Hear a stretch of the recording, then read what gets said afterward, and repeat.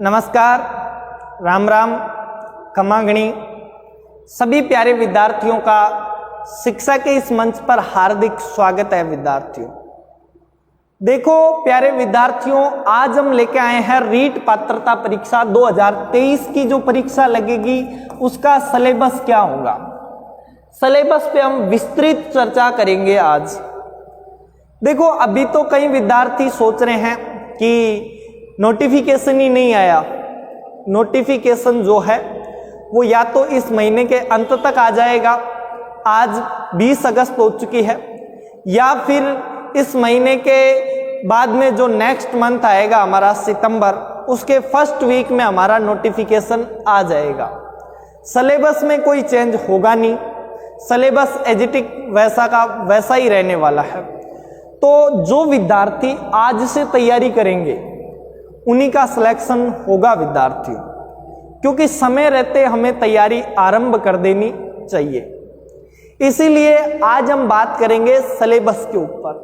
देखो, सबसे पहले हम बात करेंगे पात्रता परीक्षा का सिलेबस क्या होगा, फिर मुख्य परीक्षा के और पात्रता परीक्षा का जो सिलेबस है इन दोनों में क्या क्या समानताएं हैं, इसके ऊपर बात करेंगे।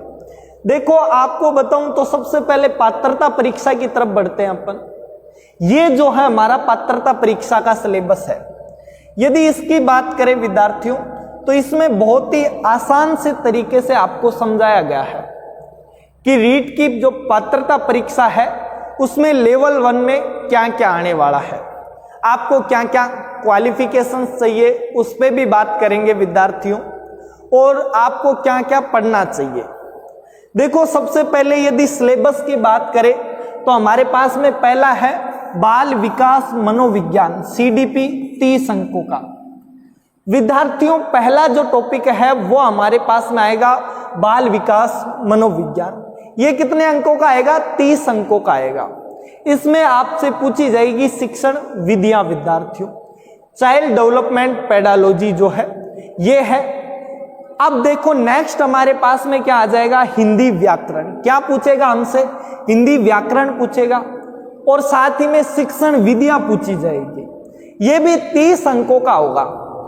अब यदि बात करें ये 30 अंक कैसे डिवाइडेड है, तो देखो विद्यार्थियों, 20 अंकों की तो आपसे क्या पूछी जाएगी? हिंदी व्याकरण, और बचे हुए जो 10 नंबर है उसमें आपको टीचिंग मेथड पूछा जाएगा, TM टीचिंग मेथड जो है बचे हुए में पूछा जाएगा।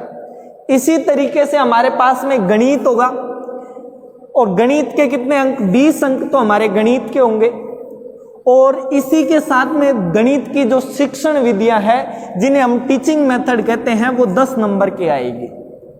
इस तरीके से 20 और 10 मिला के हमारे कितने अंक हो जाएंगे? गणित के भी 30 अंक हो जाएंगे विद्यार्थियों।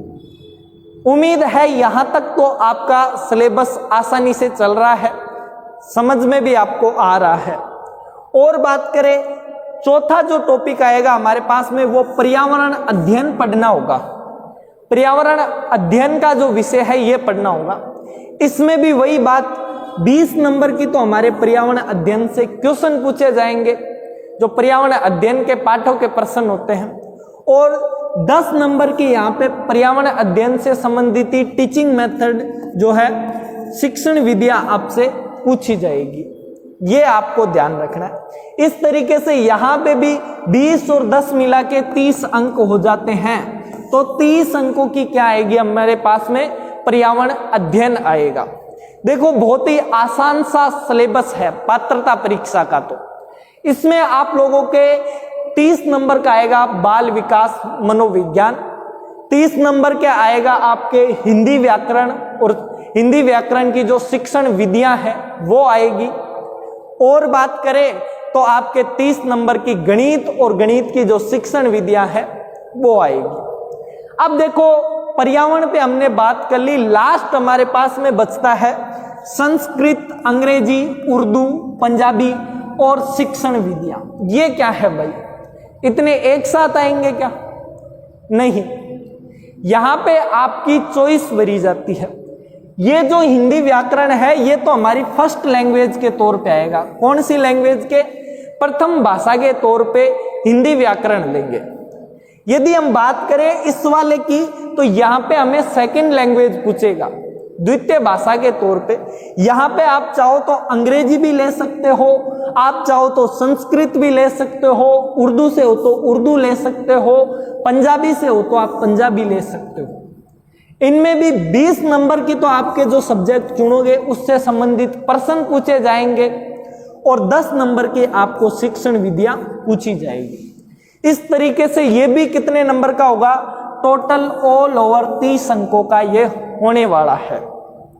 अब बताओ यहां तक आप लोगों को समझ में आया? ये है हमारा पात्रता परीक्षा में लेवल फर्स्ट का सिलेबस। लेवल फर्स्ट वाले जो है जिन्होंने बीएसटीसी कर रखी है उन्हीं की परीक्षा लगेगी लेवल फर्स्ट के लिए, तो निश्चिंत हो जाइए, बीएड वाले आपके साथ में नहीं आने वाले। देखो कितना आसान है। अब हम देखेंगे कि कौन कौन से जो है समानता है मुख्य भर्ती जो परीक्षा होती है और प्री जो होती है। इसे आप पात्रता परीक्षा को रीट प्री भी कह सकते हो भाई, क्या बोल सकते हैं, रीट प्री आप बोल सकते हो। ये जो पात्रता परीक्षा है इसको हम रीट प्री बोल सकते हैं। अब हम हमारे मुख्य भर्ती परीक्षा और पात्रता परीक्षा के अंदर जो अंतर है उसके ऊपर बात करेंगे, जो समानताएं हैं उनके ऊपर बात करेंगे। देखो हमारे पास में जो है ये रहा सिलेबस, दोनों का सिलेबस है, थोड़ा सा ऊपर ही कर लेता हूं। ये यहां पे हमारे पास में दोनों का सिलेबस आ जाता है। यदि इस पे बात करें विद्यार्थियों, तो सबसे पहले हमें इधर दे रखा है हिंदी। हिंदी कितने अंकों की, 30 अंकों की। अभी मैंने आप लोगों को बताया 20 अंकों की तो हिंदी व्याकरण प्लस 10 अंकों की क्या आ जाएगी, हमारे शिक्षण विधियां। इसी तरीके से हमारे अंग्रेजी या फिर संस्कृत और बाकी उर्दू पंजाबी जो भी है वो यहीं पे आ जाएगी। मैंने लिखा सिर्फ अंग्रेजी और संस्कृत है। यहां पे एक ध्यान देने वाली बात है, देखो हम यहां पे ध्यान से देखें तो ये जो अंग्रेजी या संस्कृत है इनमें से यदि आप अंग्रेजी लोगे तो आपको बेनिफिट है, क्योंकि केवल अंग्रेजी आएगी। ये वाली जो है मुख्य भर्ती परीक्षा मेंस के अंदर आपके क्या आने वाली है, आपके मेंस में ओनली और ओनली अंग्रेजी पूछे जाने वाली है। तो यदि आप लोग अंग्रेजी के लिए कंफर्टेबल हो, आपको थोड़ी सी भी अंग्रेजी आती है, तो आपको क्या लेनी चाहिए, अंग्रेजी लेनी चाहिए, क्योंकि इधर वो ऑप्शन नहीं है। आपके पास में चुनने का अधिकार इधर नहीं है, इधर अंग्रेजी आएगी। तो जहां तक कोशिश हो किसका लेने का प्रयास करें, अंग्रेजी को लेने का, ताकि आपकी प्री के साथ में आपकी यहां पे तैयारी हो जाए विद्यार्थियों। अब देखो थोड़ी सी हम बात कर लेते हैं यहां पे देखें, अगला है बाल विकास। ये हमने जो बाल विकास इधर क्या है, थोड़ा सा इसको बाल विकास के बाद में शिक्षा शास्त्र और बाल विकास एवं शिक्षा शास्त्र है। यहां पे नीचे गणित और पर्यावरण। इस बाल विकास और शिक्षा शास्त्र को छोड़ के जो है ये जो ऊपर के हमारे पास में 4 सब्जेक्ट दे रखे हैं, ये चारों के चारों किस में आ जाएंगे, विद्यालय विषय के अंदर 50 अंकों के रूप में आपकी मेंस में आ जाएंगे। अब देखो इधर ये 30-30 अंकों के हैं आपके पास में चारों सब्जेक्ट, इधर ये 120 नंबरों के आ रहे हैं रीट की प्री में, और इधर जब आप मेंस दोगे तो 50 नंबर के आपका फायदा होगा। यदि आप प्री की तैयारी करते हो तो इधर के ये 50 नंबर आपके कंफर्म हो जाते हैं। अब देखो नीचे बात करें, इधर दे रखा है शैक्षणिक रीति रिवाज। यदि इन शैक्षणिक रीति रिवाजों की बात करें तो इन्हीं को हम कहते हैं टीचिंग मेथड। क्या कहते हैं, टीचिंग मेथड। और ये जो टीचिंग मेथड है हम इनके साथ में पढ़ रहे हैं, जैसे हिंदी में 20+10 करके 10 इसमें पढ़ रहे हैं, 10 इसमें पढ़ेंगे, 10 इसमें पढ़ेंगे, 10 इसमें पढ़ेंगे। इस तरीके से आपका जो शैक्षणिक रीति रिवाज है ये भी कंप्लीट हो जाता है।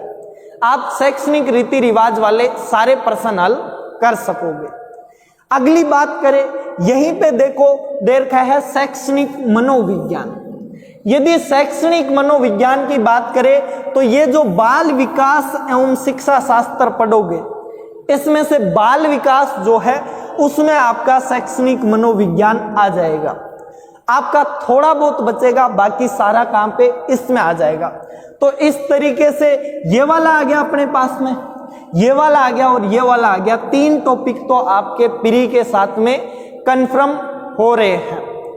यदि मेंस में एक बात करें, यहां पे दे रखा है निःशुल्क एवं अनिवार्य बाल शिक्षा का अधिनियम सामाजिक विषय।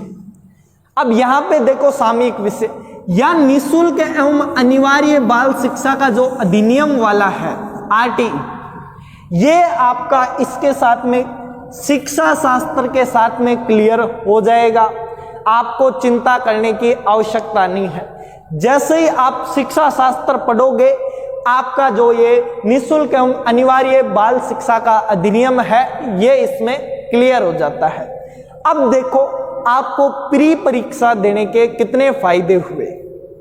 यदि आप प्री परीक्षा देते हो तो आपके इतने टॉपिक क्लियर हो जाते हैं।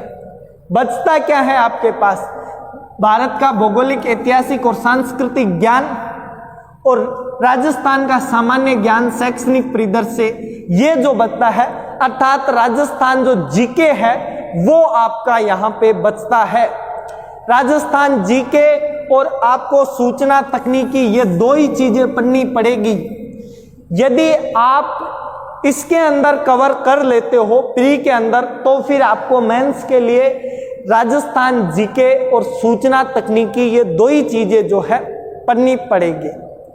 तो विद्यार्थियों, मेरा तो यही कहना रहेगा कि जो विद्यार्थी रीट पात्रता परीक्षा को पहले ही क्वालिफाई कर चुके हैं, उन्हें भी इसकी परीक्षा देनी चाहिए, क्योंकि पात्रता परीक्षा आप दोगे तो आपका जो है मनोबल बढ़ेगा, साथ ही में आपकी तैयारी होगी।